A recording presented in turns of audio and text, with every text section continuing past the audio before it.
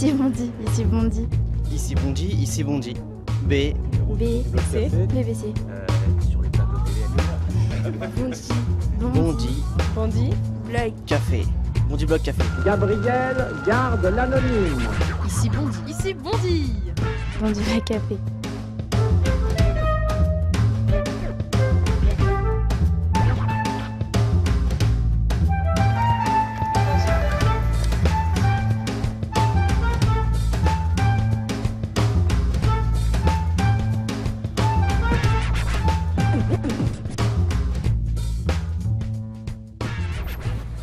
Nathalie Kosciusko-Morizet, bonsoir. Bonsoir, Bienvenue à Bondy. merci à vous. Vous êtes déjà venu à plusieurs reprises. Tenez, je vais vous débarrasser. On va poser ça ici. Voilà, on va mettre tout ça très bien.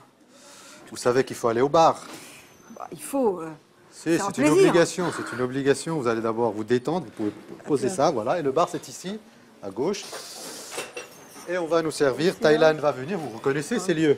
Je reconnais. Bonjour Thaïlande. Bonsoir. Nathalie Kosciusko-Morizet, qu'est-ce que vous buvez? Une bière, petite. Une petite bière, un petit galopin en fait, c'est ça. Ouais. Hein. Et moi, Enfin, je un voudrais- galopin, c'est déjà petit. Alors, s'il fait déjà petit petit. galopin, là, ça devient vraiment. Et moi, je vais prendre un coca. D'accord. Comment ça va, Nathalie Kosciusko-Morizet? Ça va bien. Ça va bien? On est en début d'année, ça se passe bien pour vous? Ça va bien. Un peu comme la société française, tout va bien. J'aurais pas dit ça comme ça. Non, il faut être un. Comment on dit ça? Un pessimiste actif. Ouais, c'est ça. C'est-à-dire que même si on a des mauvaises pensées, on peut quand même malgré tout être optimiste dans l'action. On est là pour partager l'espérance avant tout. Merci. On s'est vu il y a 3 ans. Il y a 3 ans. Est-ce que la France a évolué depuis 3 ans ou pas? Je ne parle pas politiquement, puisque vous étiez là, François Hollande était déjà président de la République. J'ai vu ce matin qu'il y avait un sondage où il y avait de plus en plus de Français qui disaient que les choses ne changeaient pas. Mais vous pensez par exemple qu'aujourd'hui, la classe politique est-elle à la hauteur finalement des ambitions, ou est-ce que vous vous dites on est un peu suiviste en tant que classe politique, et peut-être que c'est la présence des sondages permanents qui fait que... Moi, on je pense que s'enferme. la classe politique est à la fois trop conservatrice au sens de voilà, on a envie que ça bouge, on a envie que ça bouge fort même. C'est un monde de vieux, Et- c'est ça? Ouais, mais quand on dit ça comme ça, on a l'air de s'enfermer dans la question de l'âge. C'est comme quand on parle de génération. Moi, je trouve que sur la question des uns et des autres, la question, c'est pas l'âge des gens, la question, c'est l'âge de leurs idées. c'est ça. Voilà, c'est est-ce que ça bouge pas. L'âge des gens, à la limite, on s'en fiche. Ce qui est important, c'est est-ce que ça bouge. Il y a des institutions en France qu'il faudrait peut-être questionner à cet égard, qui ont tendance à reproduire les systèmes politiques tels qu'ils sont. Par exemple, je me suis fait cette réflexion récemment en regardant la politique espagnole. Vous avez regardé Ouais, ça? bien sûr, bien sûr. Il y a eu en quelques mois 2 partis à des endroits différents de l'échiquier politique. Donc, ce n'est pas un problème partisan qui ont émergé. Vous aviez Podemos à l'extrême gauche, Ciudadanos au centre droit.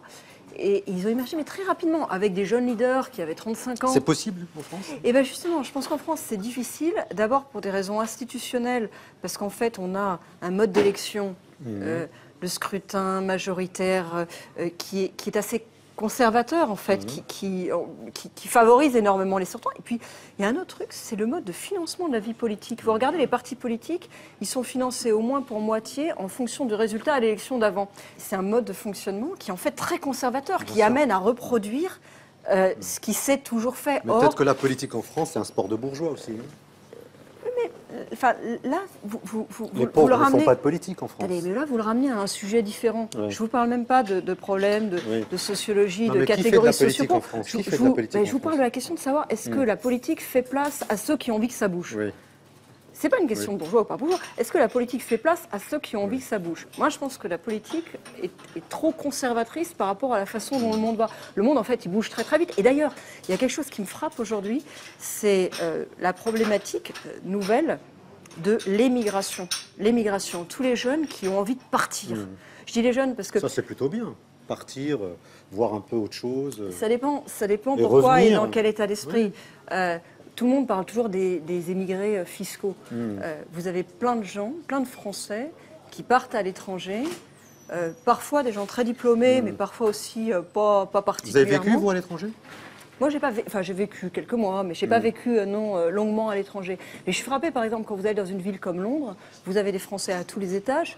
C'est pas vrai que c'est des émigrés fiscaux, parce que les Français qui font la planche dans les restaurants à Londres, c'est pas des émigrés fiscaux. Moi, j'encourage beaucoup les jeunes, par exemple, à partir, aller voir un peu ailleurs, partir pour mieux pour revenir. revenir, pour voir le monde, je suis d'accord. Partir parce qu'on a le sentiment que la vie se passe ailleurs, que la réussite est possible Parce qu'on est ailleurs, discriminé, et parce qu'elle n'est qu'on pas se- possible chez vous. Mais tout simplement que vous avez l'impression que le monde est en train de bouger et qu'il est en train de bouger ailleurs, et que vous êtes à un âge où vous avez envie d'être là où ça se passe, et que vous avez l'impression que c'est ailleurs que ça se passe. Ça, c'est quelque chose qui, moi, je trouve est grave. Alors, Nathalie Kosciusko-Morizet, on a évoqué la politique. Je vais vous demander d'écouter justement ce qu'en pensent les jeunes à chaque fois que nous avons l'identité de l'invité. Nous leur demandons à la fois d'avoir des opinions, enfin un point de vue sur celui-ci ou celle-ci, en l'occurrence vous, et aussi des questions d'actualité. Vous regardez, on commente une fois et ensuite on les rejoint en plateau. On reçoit Nathalie Kosciusko-Morizet donc pour le Bondi Blog Café. Quelques mots sur cette personnalité que nous avons déjà reçue il y a quelques années. Elle était encore à l'époque ministre. On peut la considérer en fait comme la frondeuse des Républicains, enfin de les Républicains. Et puis elle a plusieurs atouts. Bon, ça fait plusieurs années qu'on lui dit, mais elle est relativement jeune, c'est une femme. Elle commence à faire son petit bonhomme de chemin en politique, donc à suivre. Elle me fait penser à une femme très intelligente. Je l'ai connue quand elle faisait encore partie des jeunes loups de l'UNP.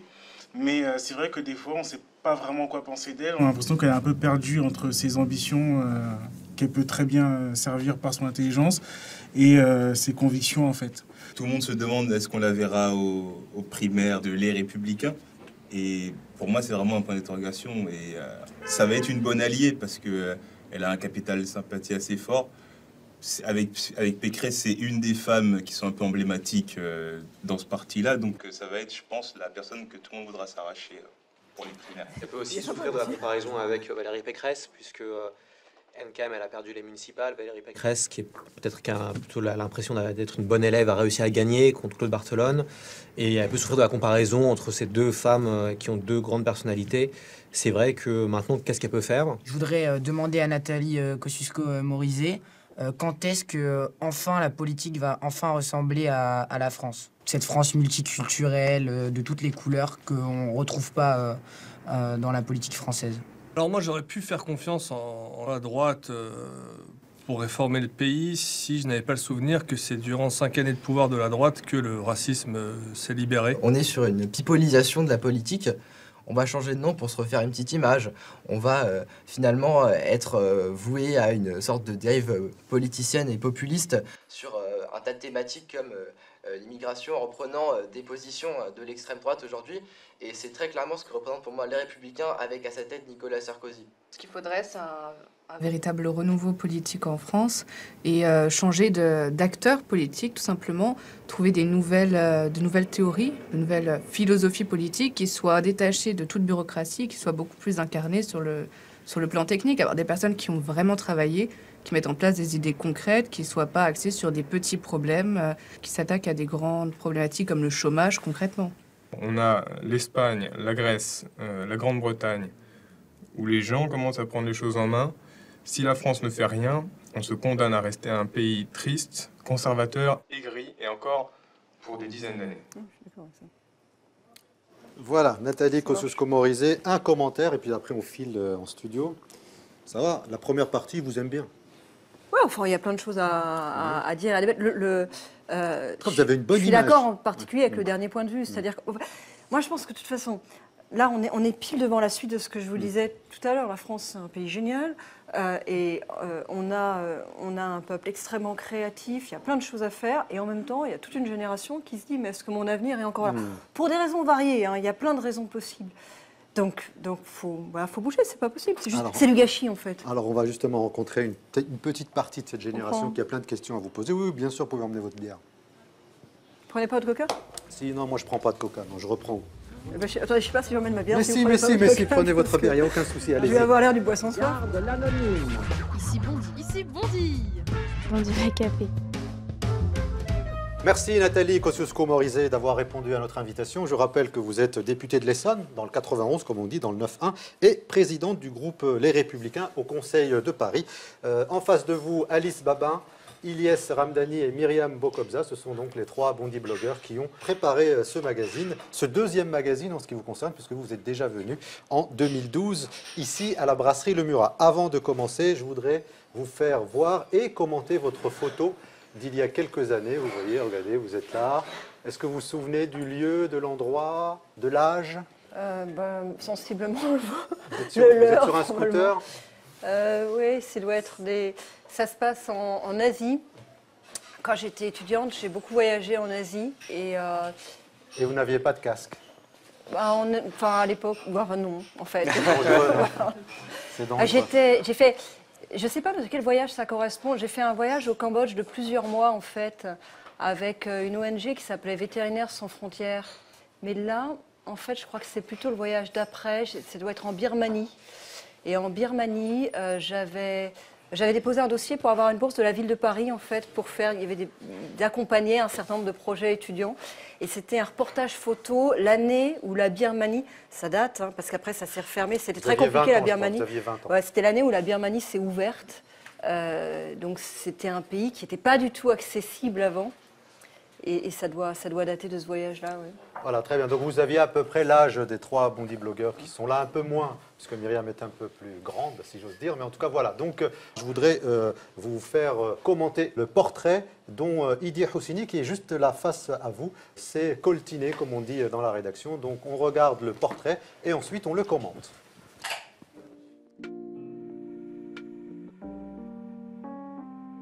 Si Nathalie Kosciusko-Morizet était une musique, elle serait du rap.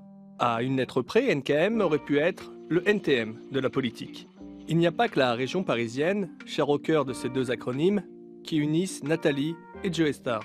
Un message à porter, faire changer les choses, devenir quelqu'un pour enrager tous ceux qui vous ont mis un râteau au lycée, c'est à ça qu'ils se droguent, artistes et politiques.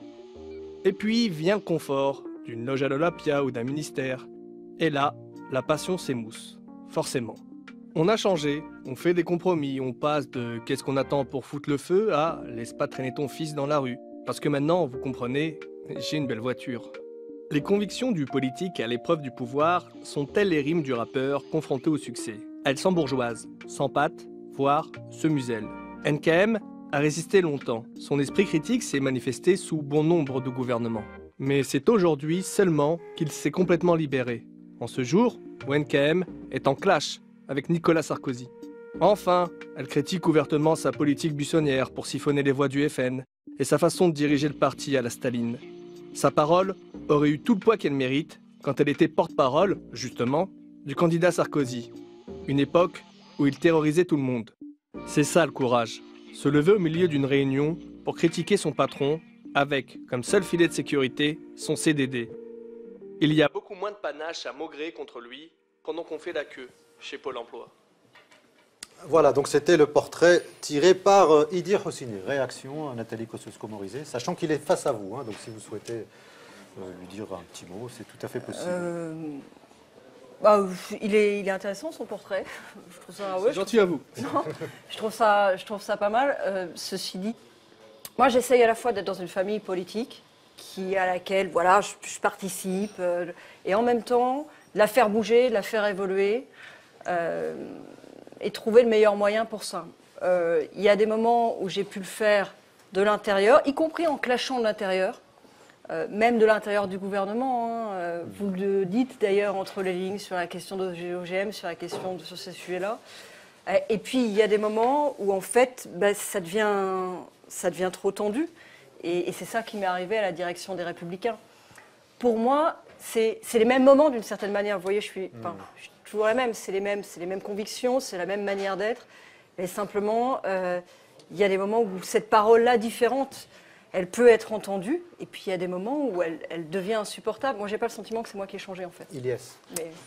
En préparant cette émission, finalement, la première chose qui m'est venue à l'esprit, c'est une réflexion sur le discours politique en lui-même. Et finalement, ce que vous allez dire aujourd'hui, ceux qui nous regardent, une bonne partie d'entre eux en tout cas, vont l'entendre sans l'écouter réellement, vont l'entendre sans vraiment y croire. Est-ce que vous en êtes consciente et est-ce que vous trouvez une part de responsabilité dans ce discrédit du discours politique? Mais c'est le sujet. C'est-à-dire que on se pose la question, évidemment, heureusement, de ce qu'on dit.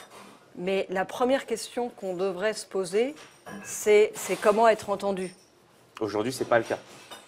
Oui, enfin, c'est pas le cas. Ça dépend. De temps en temps, on réussit quand même à passer cette barrière-là. Mais c'est vrai qu'il y a un tel doute. Alors, les gens disent que les Français ne s'intéressent plus à la politique. Non, c'est pas vrai. En tout cas, les gens ne vous croient plus. Nous, c'est ce qu'on voit quand on sort.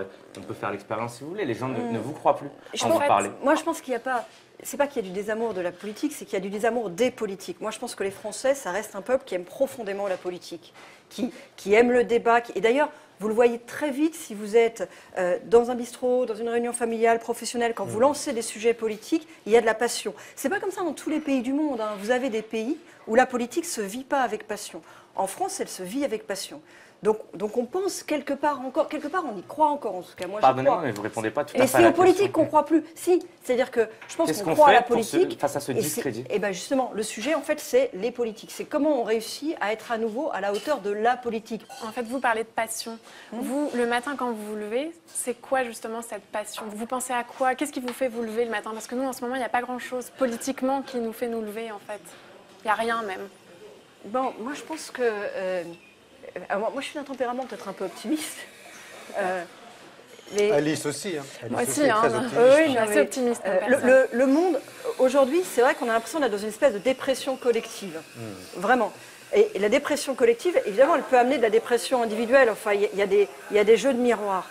Moi, je pense qu'il faut à la fois entendre le monde tel qu'il est. Et c'est vrai que la vie est dure, c'est vrai qu'économiquement, c'est très dur, c'est vrai qu'il y a le chômage, c'est vrai que... Et en même temps... il faut regarder tout ce qu'il y a de formidable et essayer de transformer les choses. Vous ne pensez pas que les querelles de clans, de monarques, d'égos ont un peu primé sur l'intérêt général des Français et justement sur leurs rêves qu'ils avaient auparavant? Parce que maintenant, il faut dire les choses comme elles sont. On n'a plus tellement d'illusions en fait vis-à-vis de la politique en général. Parce que vous dites les politiques, mais même la politique, on n'y croit plus. Mais voyez, donc, vous, qu'est-ce que vous proposez pour justement que les Français reprennent conscience? Pour corriger tout ça. Je pense qu'on est dans une période de transition, et comme toutes les périodes de transition et de transformation, c'est douloureux, mais on a tous les ingrédients pour construire quelque chose de nouveau qui peut être formidable. C'est-à-dire tous les outils numériques, toutes les possibilités d'expression, toutes les possibilités de se fédérer. Vous en rendez pas forcément compte parce que vous êtes dans une génération qui sont ceux qu'on appelle les natifs du numérique, ceux qui sont nés avec ça. Mais la possibilité de créer une association, un mouvement, une pétition, de se faire entendre, c'est quelque chose qui, même moi, quand j'avais 20 ans... C'est quand même deux mondes en parallèle, en fait, même si cette génération... Parce qu'on est dans cette phase de transition. La classe politique n'est pas attentive, en fait. Elle est longue, parce que la classe politique, elle est dans l'ancien monde. Mais la transition, elle est longue et elle est douloureuse. Mais la classe politique, elle est encore, en fait, dans l'ancien monde. On est dans un système politique qui est très conservateur. Je ne vous dis pas que c'est arrivé. Je vous dis que ça peut arriver. C'est-à-dire que les outils, ils sont là. J'insiste, on est dans une génération dans laquelle, s'il y a quelque chose que vous trouvez scandaleux, vous lancez une pétition, vous pouvez mobiliser, vous pouvez vous faire entendre. Ça, c'est nouveau. Et les outils, la classe politique n'est pas du tout encore adaptée à ça. Mais des fois, on a l'impression que c'est un peu cause toujours, quoi, en fait. Vous dites les choses, mais parce que c'est en train de se faire. Parce que c'est pas encore là. Moi, ce qui me fait vraiment penser que la politique, elle est complètement sclérosée, c'est que vous-même, Madame Kosciusko-Morizet, vous êtes dans une famille politique dans laquelle vous ne vous reconnaissez plus. Vous êtes toute seule, vous êtes isolée. Vous êtes une frondeuse, on vous a viré récemment de la présidence parce que justement, vous n'avez pas renoncé à vos idées gaullistes et que vous êtes opposé au nini que prenait Nicolas Sarkozy. Vous ne pouvez pas me dire qu'aujourd'hui, vous ne vous sentez pas seule et isolée. Je vais vous dire, d'abord, je ne me sens pas si seule, mais parce que ceux que vous voyez sont les cadres, sont les ténors du parti. Mais vous en faites partie. Oui, bien sûr, moi j'en fais partie. Mais quand vous voyez un bureau politique, vous avez les ténors du parti. Maintenant, quand vous regardez la base du parti, à mon avis, elle est beaucoup plus diverse, en fait, que ça en a l'air. Et la diversité de la droite et du centre, et on le verra, j'en suis sûre, dans la primaire. C'est-à-dire que, non, on ne les entend pas. Je suis d'accord avec vous, on ne les entend pas. Mais ça ne veut pas dire qu'ils n'existent pas. C'est-à-dire que je pense, moi, qu'il y a beaucoup plus de diversité de points de vue, et que je suis beaucoup moins solitaire, comme vous dites. En un mot, est-ce que c'est un parti qui fonctionne ? La diversité des points de vue. Attendez, je finis sur ce que votre interpellation. Moi, je pense que la classe politique est très en arrière, très en retard par rapport à la société, et les partis politiques sont très en retard par rapport à la société. C'est-à-dire qu'on n'a pas du tout ubérisé les partis politiques.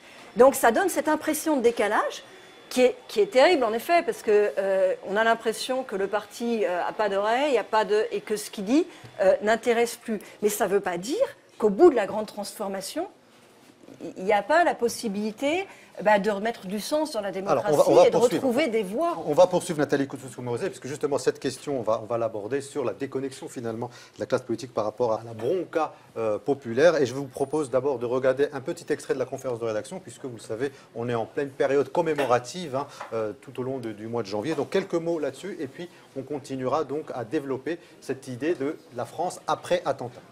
La commémoration, c'est ma définition à moi, c'est un anniversaire triste. Et un anniversaire qui se répète tous les jours, ça n'a aucun intérêt parce que le caractère exceptionnel se perd en fait. Moi, je trouve que les commémorations elles tombent à point pour François Hollande. Et le fait d'aller faire un tour à Jarnac sur la tombe de Mitterrand, juste après avoir annoncé un projet d'échéance de nationalité étendue, je trouve que ça tombait à point pour lui, pour rappeler qu'il était gauche et qu'il était pour la France unie. Mais bon. Après les 1 an de Charlie Hebdo, on peut se rendre compte que face à tous les discours qui portaient sur la jeunesse pendant les mois de l'après-Charlie, c'était oui, il faut que la jeunesse s'engage, il faut que la jeunesse s'exprime, s'imprègne de ces sujets-là. Et aujourd'hui, on est sur un constat que finalement, on est resté que sur des annonces populistes, entre guillemets, des annonces symboliques, et on n'est clairement pas dans comment on va résoudre les problématiques de la jeunesse. En fait, la commémoration, c'est qu'un moyen de ramener des voix, de faire parler de soi, parce qu'on a vu qu'avec les attentats de Charlie Hebdo au début de l'année 2015, François Hollande a gagné des points dans les sondages. Pareil avec les attentats du 13 novembre. Donc le fait de répéter, peut-être que ça va avoir un effet sur l'électorat, surtout à 2 ans des élections. Je comprends pas, je trouve ça un peu incohérent quand on nous dit chez Must Go On, qu'il ne faut pas se laisser bercer par l'obscurantisme, mais on fait des anniversaires tout le temps qui nous laissent dans une grande dépression. Et je me dis qu'au bout d'un moment, s'il faut qu'on se relève, il faut arrêter avec ça. Alice. L'état d'urgence, Nathalie Kosciusko-Morizet, est-ce que c'est pas tout ça pour rien? C'est bientôt la fin de l'état d'urgence, dans moins d'1 mois. Et après, est-ce qu'après on va avoir encore plus peur qu'avant? Vous en pensez quoi de tout ça? Moi, j'ai voté l'état d'urgence et j'étais favorable à la mise en œuvre de l'état d'urgence. C'est difficile de savoir exactement ce qui a un impact, ce qui n'en a pas. Les perquisitions, ça a permis aussi de lancer un certain nombre de procédures, parfois avec des choses d'ailleurs qui étaient connectes, sur des problèmes de grand banditisme, de trafic. 3000 perquisitions, 400 personnes assignées à résidence. Et 2 enquêtes ouvertes pour terrorisme. Pour terrorisme, mais si vous voulez, c'est le problème, c'est toute l'ambiguïté, c'est que dans les perquisitions, vous avez des perquisitions sur des soupçons de connexion avec des faits de terrorisme, et vous avez des perquisitions sur la grande délinquance, dont on voit aujourd'hui dans les parcours des terroristes qu'elle n'est pas déconnectée. Donc, bon, moi je pense que... Il y a aussi un arbitraire. Des gens se sont fait perquisitionner, par exemple, à Clichy-sous-Bois. Il y a aussi des critiques. Moi j'ai voté pour l'état d'urgence et je ne regrette pas de l'avoir fait. Maintenant, je pense que l'état d'urgence, ça ne peut pas être un état permanent et que la question, elle se pose de savoir qu'est-ce qu'on fait dans la durée. Et là, je trouve que la proposition, si vous voulez, du gouvernement, du président de la République est faible. Et d'ailleurs, elle a été faible depuis le début. Aussi bien d'ailleurs en termes de sécurité qu'en termes de prévention. Et alors, qu'est-ce qu'on pourrait faire sur les deux volets. Bon, sur la question de la sécurité, moi, par exemple, il y a un sujet sur lequel je trouve tout le monde l'évoque comme ça, et puis ça avance pas, c'est le problème des prisons, de qu'est-ce qui se passe dans les prisons, à quoi ça sert la prison, du problème de la radicalisation dans les prisons. Quand vous regardez les parcours des terroristes, vous voyez qu'un certain nombre sont passés par la case prison. Ce que vous proposez, c'est de construire des places supplémentaires de prison. J'ai un sujet très concret. Vous regardez ce qui se passe dans les prisons franciliennes, qui sont le sujet que je connais le mieux. 40% dans les prisons franciliennes des détenus ont moins de 25 ans. Dans les maisons d'arrêt, vous avez une surpopulation qui atteint 170%. C'est-à-dire qu'en fait, vous avez beaucoup trop de monde par rapport au nombre de places qui sont là, avec une concentration très importante de jeunes, et donc une mise en contact de profils très différents avec celui qui vient de Syrie et celui qui est incarcéré pour avoir brûlé quelques voitures. Il y a une contradiction qui est justement portée par la droite, c'est que dès que le gouvernement propose des mesures alternatives pour justement ne pas incarcérer des gamins qui sont sur des courtes peines, on considère que le gouvernement de gauche est plutôt laxiste, ou Taubira est plutôt laxiste. Il y a une différence de point de vue là-dessus, c'est-à-dire que moi je crois, oui. Donc il faut mettre une cohérence. Quand vous parlez construction de places de prison, les associations qui connaissent le sujet parlent plutôt amélioration des conditions de vie carcérale ou alors recours aux peines alternatives. Et c'est pas quelque chose qu'on entend dans votre discours et dans celui de votre famille politique.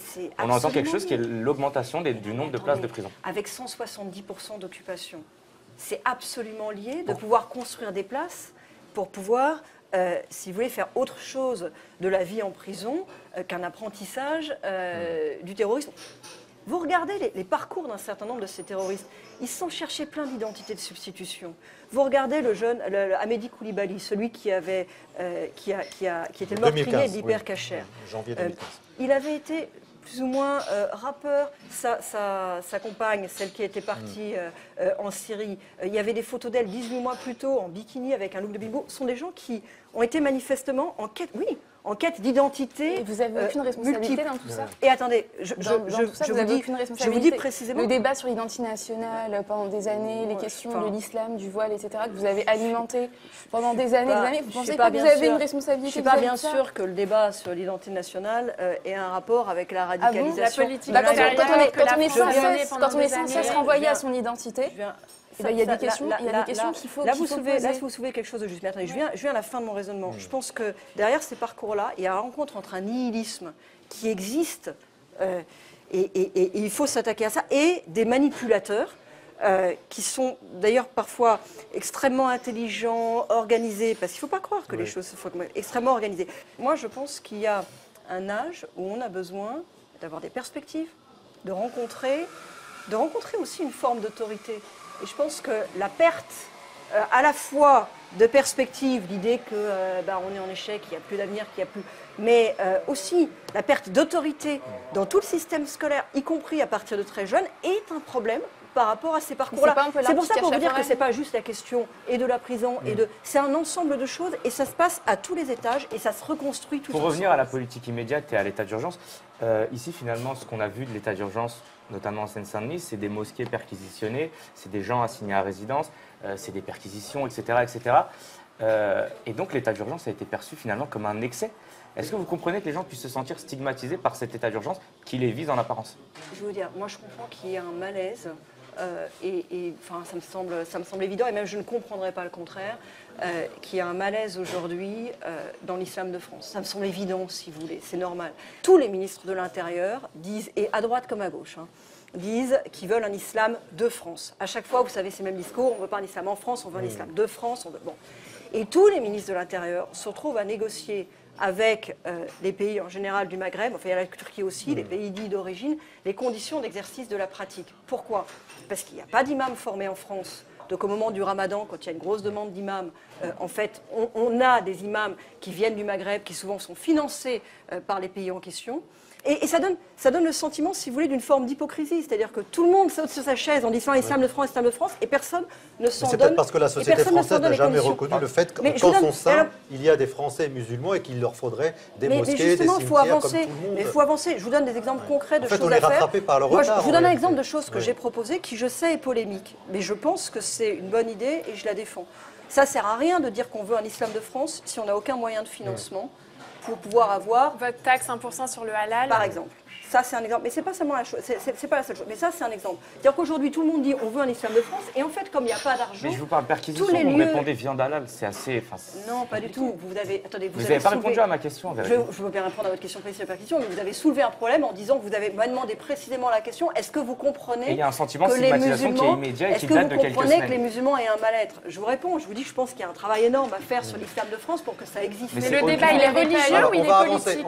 On va avancer. Le débat, il est religieux ou il est politique? Moi, je pense que les politiques se mêlent trop de religieux, mais qu'en revanche, il y a des dimensions d'organisation du culte qui peuvent avoir une résonance politique. S'il vous plaît, on va poursuivre parce que c'est vrai que l'islam obsède ce pays depuis quelques années. Et puis on le met tout le temps sous le tapis. On le met tout le temps sous le tapis. Donc je voudrais qu'on continue puisque en gros la France a peur. Elle a peur un peu de tout le monde, de ses propres enfants. Justement, on a posé la question aux jeunes du Bondi Blog avec l'abécédaire sur le mot peur. Les uns et les autres ont mis des mots sur chacune de ces lettres. P comme panne, celle des idées politiques. P comme cette police qui fait peur à toute la population en faisant à tout va des perquisitions. E comme engagement, m'engager, il faut que tu t'engages. E comme école, parce qu'ouvrir une école, c'est fermer une prison, parmi lesquelles les prisons de l'ignorance. U comme unité, ce que les Français ont revendiqué après les attentats est réfuté dans l'isoloir, parce que c'est ça qui nous fait peur. U comme ulcère, parce que pour moi, le Front National représente un ulcère aux yeux de la France. R comme raison, quelque chose qu'une partie des Français semble avoir perdu aujourd'hui. R comme rêve, c'est hyper important de rêver, surtout quand on est jeune.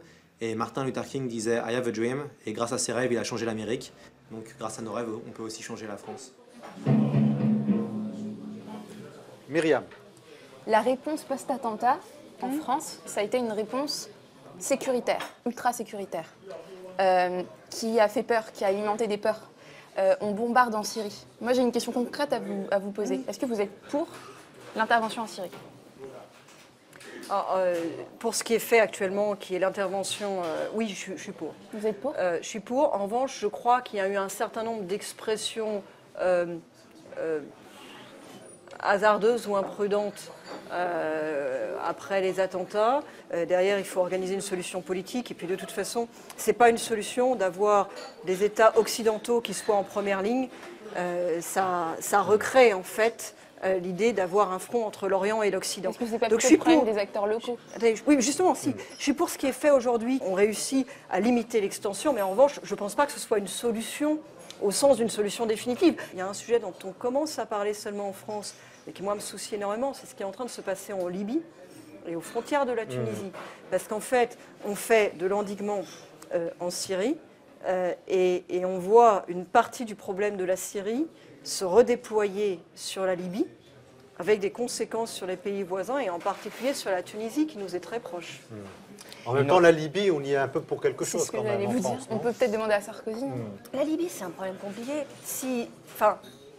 Moi, j'ai un sentiment mitigé vis-à-vis de la Libye. C'est-à-dire que je pense que si on n'était pas intervenu en Libye, vous vous souvenez, le moment où on est intervenu, vous aviez Kadhafi qui annonçait qu'il allait, en gros, égorger tout le monde à Benghazi. Donc vous vous souvenez ce contexte. Et d'ailleurs, la foule de Benghazi a accueilli l'intervention occidentale avec un déploiement de joie. Maintenant, en revanche, ce qui n'a pas du tout fonctionné en Libye, et ce qui d'ailleurs pose toujours le même problème à chaque fois qu'il y a une intervention occidentale, c'est le suivi politique. C'est-à-dire que derrière, il y a eu un cercle vicieux politiquement qui s'est mis en place, qui a abouti à la décomposition. Elle a servi à quoi cette intervention en Libye ? À l'époque, elle a servi, le président de votre déjà à formation éviter... politique était quand même très proche de M. Kadhafi, et du jour au lendemain, il veut intervenir parce qu'il va couper les têtes de ses habitants. Enfin, c'est quand même... Elle a servi... Il y a quand même un paradoxe remettez énorme les choses dans le contexte. Ce que vous avancez. Remettez les choses dans le contexte. Elle a servi à éviter un bain de sang à Benghazi. Maintenant, là où je suis d'accord avec vous, c'est qu'en termes de sauvé la politique... Libye. Non, Benghazi, c'est tout. Vous avez sauvé la vie des Libyens, alors. Ne me dis pas ça, moi, vous avez... Non, moi, j'ai rien mais sauvé du tout. Je vous dis, je vous remets les choses dans le contexte. À l'époque, il y avait une espèce de montée en puissance, on avait le sentiment d'une folie. Et c'est vrai que je pense que si on ne l'avait pas fait, à l'inverse, le reproche nous aurait été fait de ne pas l'avoir fait. Maintenant, objectivement, dans la durée, ça n'a pas fonctionné du tout, et notamment la décomposition politique qui a suivi a eu des impacts extrêmement négatifs, jusque chez nous à travers la migration et sur les pays voisins, et je pense notamment à la Tunisie et à la déstabilisation en Tunisie. Vous allez me trouver franco-centré, mais je vais revenir effectivement à de la politique nationale. Le sujet dont on parle, dont on a quasi exclusivement parlé ces 2-3 dernières semaines en France, c'est la déchéance de nationalité. Vous avez exprimé votre position, que vous allez sûrement nous réexpliquer. Est-ce que finalement on n'aurait pas pu se passer de ce débat qui ne va pas faire avancer la lutte contre le terrorisme ? C'est-à-dire que j'allais vous dire, mais vous y allez avant moi. Moi surtout, je trouve que l'urgence, elle est ailleurs. Comprenez-moi bien. Je ne dis pas que le terrorisme n'appelle pas des réponses en soi. Et moi, je le redis très clairement, j'ai voté pour l'état d'urgence.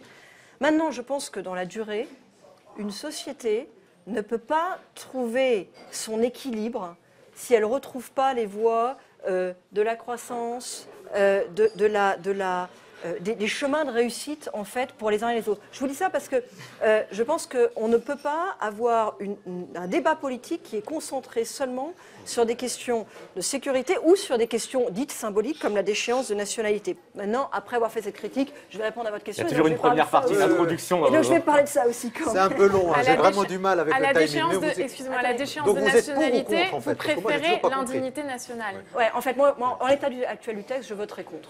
Je voterai contre. Pourquoi ? Parce que, d'abord, cette réforme constitutionnelle, elle n'est pas utile. Même si vous voulez faire la déchéance de nationalité ou l'état d'urgence, vous n'avez pas besoin de réforme constitutionnelle. Moi, je comprends la logique qui conduit à dire quelqu'un qui a porté les armes contre la France ne peut plus être français.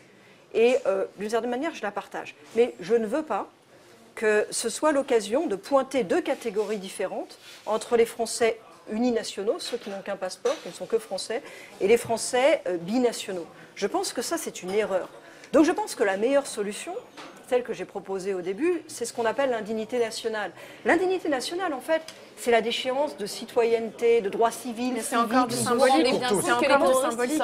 Oui, mais c'est pour ça que je vous dis que c'est pas. Mais c'est pour ça que je vous dis. Mais c'est pour ça que je vous dis pour moi. Mais c'est pour ça que je vous dis pour moi le sujet est ailleurs. Je suis d'accord. C'est pour ça que je vous dis pour moi le sujet est ailleurs. Maintenant, si vous voulez absolument faire quelque chose dans l'ordre symbolique, en quelque sorte, ce que je vous dis, c'est que si vous voulez faire quelque chose dans l'ordre symbolique, il faut au moins que le symbole il soit solide. Et le symbole, ça ne peut pas être qu'on inscrit dans la Constitution quelque chose qui crée deux catégories de Français. Donc dans ce cas-là, je préfère soit qu'on fasse, si on peut le faire, la déchéance pour ce qu'on a appelé pour tous, soit qu'on fasse l'indignité pour tous. Mais en tout cas, alors que tout le monde reconnaît que c'est un symbole, comme vous le dites, les terroristes aujourd'hui, ils sont kamikazes. Ils sont kamikazes. On va déchoir qui? On va déchoir quoi? Donc, tout le monde s'accorde à dire que ce n'est pas bien utile, que c'est un symbole. Mais au moins que le symbole soit juste. Alors, on va continuer. On inscrit en fait un autre symbole dans la Constitution. On poursuit. Qui est quelque part qu'on a l'air de dire qu'un binational est un demi-national, ce qui est dangereux. Ce qui est, vous voyez, on parle d'un symbole et en fait, on fait justement un mauvais symbole. Alors, on continue justement. Vous savez, on a beaucoup parlé de génération Bataclan, génération Je suis Charlie. C'est un mot générique qui revient régulièrement à chaque fois que nous vivons un attentat. Nous avons demandé justement leur réaction aux jeunes du Bondi Blog. Petit reportage et ensuite on revient pour commenter ces propos sur les générations dites Bataclan, Charlie, etc., etc.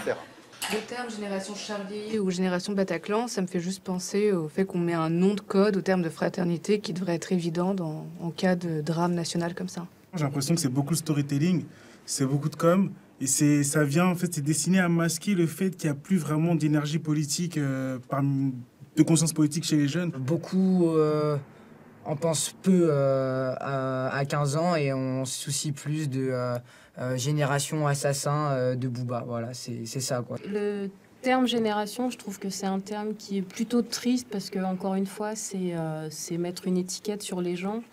Et ce que je trouve encore plus triste, c'est qu'on est un peu passé, enfin pour ma part en tout cas, de la première génération à être née sur le sol français à la génération binationale en fait. Aujourd'hui, on parle de notre binationalité en mauvais termes. Ilyes. Une des réponses qu'ici déjà on a apporté déjà après les attentats de janvier, c'est d'essayer de comprendre finalement ce qui avait en partie amené des citoyens comme nous à devenir des terroristes. Manuel Valls aujourd'hui répond « expliquer, c'est déjà excuser ». Donc il se refuse finalement à expliquer quoi que ce soit en termes sociaux, en termes économiques, etc. Est-ce que vous partagez ce point de vue? Je pense qu'en fait, la raison pour laquelle Manuel Valls dit ça, c'est qu'il appartient lui-même à un dispositif, une histoire politique dans lequel on a beaucoup eu la culture de l'excuse. C'est-à-dire qu'il y a eu toute une génération, peut-être issue de 60 quoi, qui était dans la logique, il faut les comprendre. Mais concrètement, aujourd'hui, est-ce qu'on peut se poser des questions sociales et économiques? Bien sûr qu'on peut se poser des questions et bien sûr qu'il faut se les poser. Je pense que la raison pour laquelle Manuel Valls a l'air d'être tellement en retrait par rapport à ça, c'est qu'il a vu autour de lui, au Parti socialiste, des gens qui, d'une certaine manière, qui ne faisaient que ça. Et c'était ce qu'on appelait la culture de l'excuse. Voilà, et la culture de l'excuse, ça n'aide personne. Moi, je pense que c'est ça la raison de sa réaction. Il parlait l'année dernière, par exemple, le Premier ministre, d'apartheid social, territorial, ethnique. Est-ce que c'est une des problématiques qu'il faut aujourd'hui remettre sur le tapis pour expliquer en partie? Est-ce qu'on n'est pas face à une génération de précaires, finalement, où les réponses doivent être davantage autour de l'emploi, de l'égalité, c'est ce que je disais tout à l'heure, c'est que je pense qu'il faut reconstruire des parcours, en fait, et il faut les rendre visibles, parce qu'il y en a qui existent et qui ne sont pas bien visibles. Je vous avoue, je ne vous comprends pas tellement pour l'instant sur ce sujet. Reconstruire des parcours, c'est-à-dire qu'il faut pouvoir dire que vivre dans la cité n'est pas un drame et qu'on peut aussi en sortir, tout simplement. Moi, je pense qu'il y a aujourd'hui, dans la société contemporaine, avec le numérique, avec des voies, des chemins pour ça. Je vous donne un exemple très concret. Moi, j'ai beaucoup travaillé sur ce qu'on a appelé la fin du salariat. Cette idée que aujourd'hui, ce qui est en train de bousculer le marché du travail et le monde du travail, c'est l'émergence des indépendants. Ce n'est pas forcément facile. Avec l'indépendance, il y a aussi une forme de précarité qui vient. C'est ce qu'on appelle l'ubérisation de la société. Oui, mais il y a aussi des nouveaux chemins. Et notamment des chemins pour des gens qui n'ont pas envie du salariat, parce que soit ils ont été en situation d'échec avec le salariat, soit ils n'ont pas envie de ce lien de subordination qui est dans le salariat. Et vous en trouvez cela beaucoup dans la cité. Moi, quand j'étais maire de Longjumeau, j'ai construit une maison de la création d'entreprise.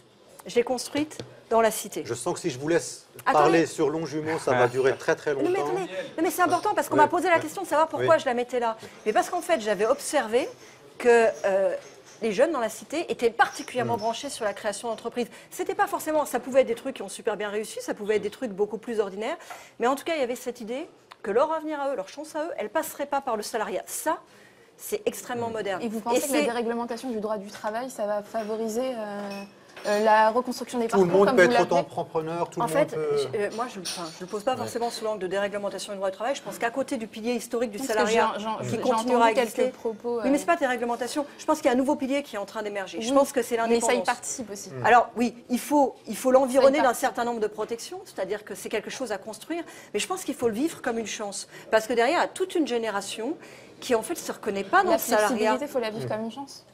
Mais l'indépendance, c'est pas que la flexibilité. L'indépendance, c'est aussi la possibilité d'avoir plusieurs boulots, d'une de manière créer macroéconomique. Je vais vous dire, quand vous regardez les indépendants aujourd'hui, vous en avez qui sont des indépendants contraints, genre qui ont été salariés pendant 30 ans et puis ils n'ont plus de boulot. Et ils ont été obligés de créer une activité d'indépendant.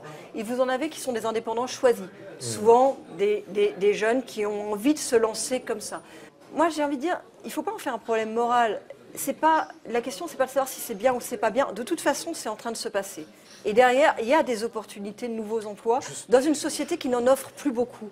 Donc il faut les saisir. Alors on va justement poursuivre et approfondir tout ça avec Nassira El Mouadem qui va justement vous parler de ces questions économiques. Et je vous invite à recevoir tout de suite donc Nassira pour la chronique L'Addition.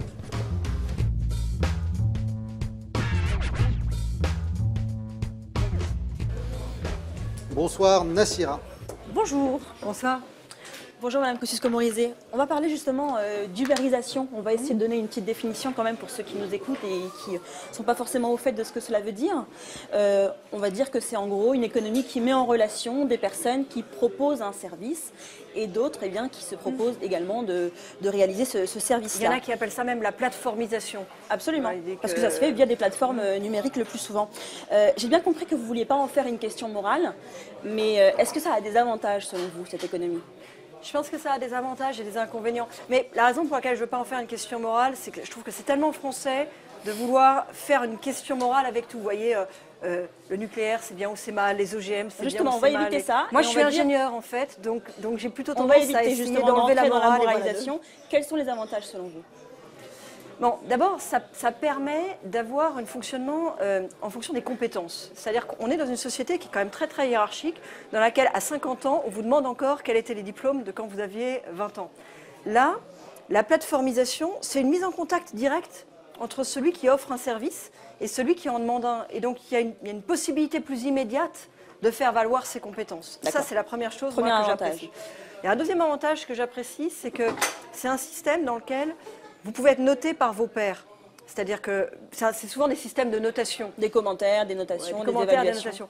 Et puis il y a aussi des avantages côté consommateur. C'est-à-dire que vous avez des nouveaux services qui se créent, qui éventuellement d'ailleurs rendent accessibles certains conforts de manière moins onéreuse, puisqu'en fait, vous avez supprimé les intermédiaires. Alors après, il y a la question de savoir. Alors justement, est-ce que où va le profit qui se mettait les intermédiaires dans la poche. Attendez, je voudrais pas qu'on oublie. Uber, par exemple, récupère 20% du revenu qui est réalisé par le chauffeur. Est-ce que c'est pas énorme Qu'est-ce que vous en pensez ? Juste un mot d'abord. Il ne faut pas oublier que dans une partie de ces modèles-là, c'est parfois le producteur qui récupère et c'est juste. Par exemple, dans tout ce qui est vente directe sur des produits agricoles, souvent, ça aide à augmenter la marge. La vente directe, elle aide à augmenter la marge du producteur. Après, que Uber récupère 20%, ça vous choque ou pas ? Je vais vous dire, c'est difficile d'évaluer en fait la réalité du service. Ce qui est problématique, c'est quand les plateformes deviennent monopolistiques. Tant qu'il y a la possibilité pour d'autres plateformes d'émerger, il va y avoir une concurrence qui va se faire entre les plateformes. Celle qui est la mieux gérée, qui prend le moins de marge, sera plus avantageuse. Sauf qu'on n'est plus dans ce modèle-là. Sauf qu'on n'est plus dans ce modèle-là qu'on disait un modèle horizontal d'égalité entre celui qui apporte le service et celui qui l'effectue via la plateforme. On n'est plus dans un modèle horizontal. Avec Uber, par exemple, on est vraiment dans un modèle vertical où Uber impose aux chauffeurs un prélèvement de 20%. C'est le problème si Uber devient monopolistique. C'est pour ça que moi, je suis heureuse d'abord qu'il y ait des boîtes françaises qui font la concurrence à Uber. Je ne sais pas si vous voyez, chauffeur privé, le cab. ce sont des boîtes françaises. Jusqu'où on va aller dans la précarisation de cette forme de travail qui ne dit pas son nom? Alors, deux choses. D'abord, je pense que pour que ce ne soit pas de la précarisation, c'est important que ce ne soit pas des monopoles. C'est-à-dire que dans la nouvelle économie, comme dans l'ancienne... C'est devenu de la précarisation. On ne va pas y aller. Pour certains, ça l'est déjà. Oui, mais j'insiste sur le fait que c'est important que ce ne soit pas des monopoles, parce que dans la nouvelle économie, comme dans l'ancienne économie, le monopole, de toute façon, à un moment, ça devient une oppression. Ça devient une captation de la rente, ça devient... Voilà. Et ça, c'est pas différent dans la nouvelle économie que dans l'ancienne économie. Donc, il est important... et ça, c'est le rôle, j'insiste parce que c'est un peu le rôle de la puissance publique, de faire en sorte que les réseaux restent ouverts, que la création d'entreprises reste ouverte, voilà, que le particulier ne soit pas seul face à un monopole. Et puis, il y a un deuxième sujet que vous soulevez sur la précarisation, c'est qu'en fait, c'est de nouvelles formes de travail qui émergent, et toute notre protection sociale, tout notre droit du travail et tout le financement de la protection sociale est assis sur le salariat. Et donc, il est urgent qu'on regarde en face cette émergence de nouveaux modes du travail, et qu'on y mette les protections nécessaires. Et qu'est-ce qu'il faut faire concrètement? Parce que, juste parlons concrètement, est-ce qu'il faudrait par exemple demander à ces plateformes numériques de participer au financement de la protection sociale de ces travailleurs indépendants? D'abord, très concrètement, ça veut dire qu'il faut que l'État arrête de se voir les yeux et de faire comme si ça n'existait pas. Parce que la guerre entre Uber et les taxis, ça fait des années qu'on sait que c'est en train de monter, et l'État, en fait... Ça a commencé quand vous étiez au gouvernement, Madame Kosciusko-Morizet. Même vous, vous étiez aussi aveugle sur cette question-là. À l'époque, vous vous souvenez, il y avait eu le rapport Attali. 2009, 2010, absolument. Et en fait, ça ne sert à rien d'être défensif vis-à-vis de ces transformations qui sont en train de se passer. Et c'est vrai dans le monde de l'hôtellerie, et c'est vrai dans le monde de la restauration, et il vaut mieux accompagner les transformations. Donc, concrètement, vous proposez quoi? Sur la question de la protection, moi je crois qu'il faut créer un statut général du travailleur indépendant. Aujourd'hui, quand vous êtes travailleur indépendant, vous avez une multitude de statuts. Vous passez votre temps en fait à changer de statut en fonction de votre chiffre d'affaires, de votre... c'est compliqué. Il faudrait qu'on puisse dire que si vous avez un seul client ou un client qui représente plus de 60% de votre activité, c'est pas de l'indépendance. Voilà. Si vous êtes chauffeur et qu'en fait vous êtes chauffeur à 100% chez Uber, c'est pas de l'indépendance. C'est du salariat. Mais pour ça, il faut réglementer, il faut mettre un seuil. Moi, je propose 60%. Vous êtes indépendant. Si vous avez un client, si aucun de vos clients ne représente plus de 60% de votre activité, à plus de 60%, il faut que ça ouvre des droits qui sont un peu différent et que ce soit plus engageant pour le donneur d'ordre, parce que sinon, en fait, l'indépendance peut être une nouvelle forme de pression exercée et du sur salariat le travailleur. déguisé. Merci à vous, Madame Kosciusko-Morizet. Merci Nassira Al-Mouadem pour cette chronique, donc l'addition. On retrouve les trois jeunes du Bondi Blog et on donne la parole tout de suite, si vous le permettez, Nathalie Kosciusko-Morizet, au public. Je crois qu'il y a une question ici ou deux. Bonsoir Madame Kosciusko-Morizet. Moi je voulais réagir sur une phrase que vous avez dite, sortir de la banlieue.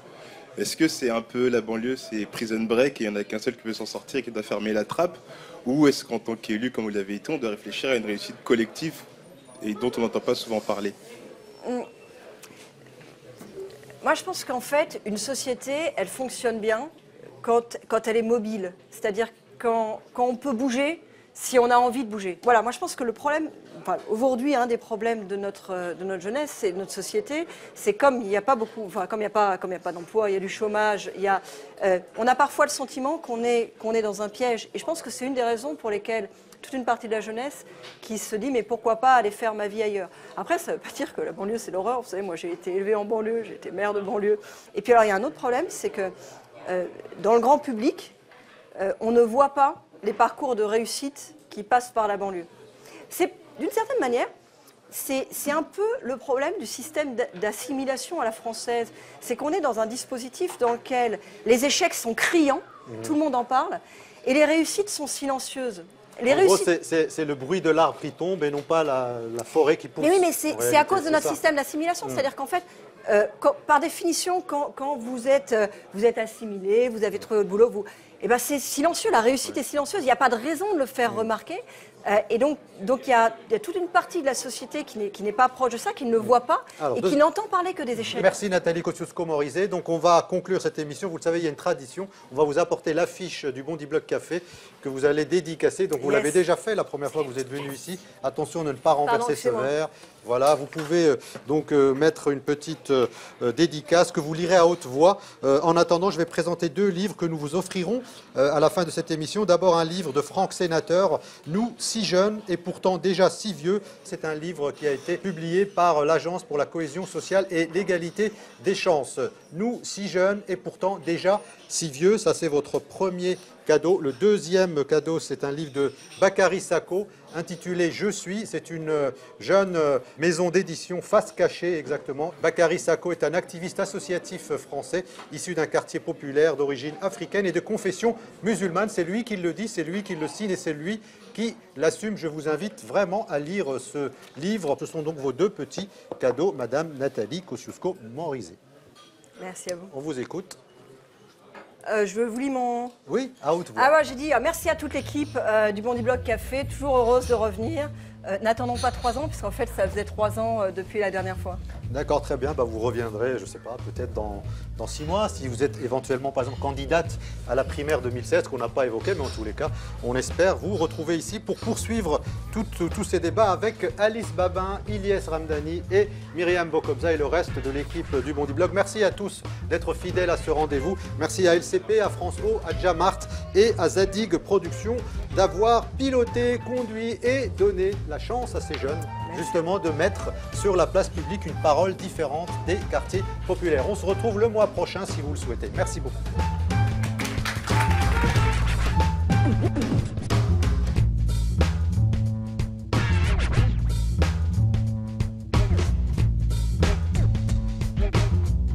Moi, je trouve que c'est une fausse frondeuse, en fait.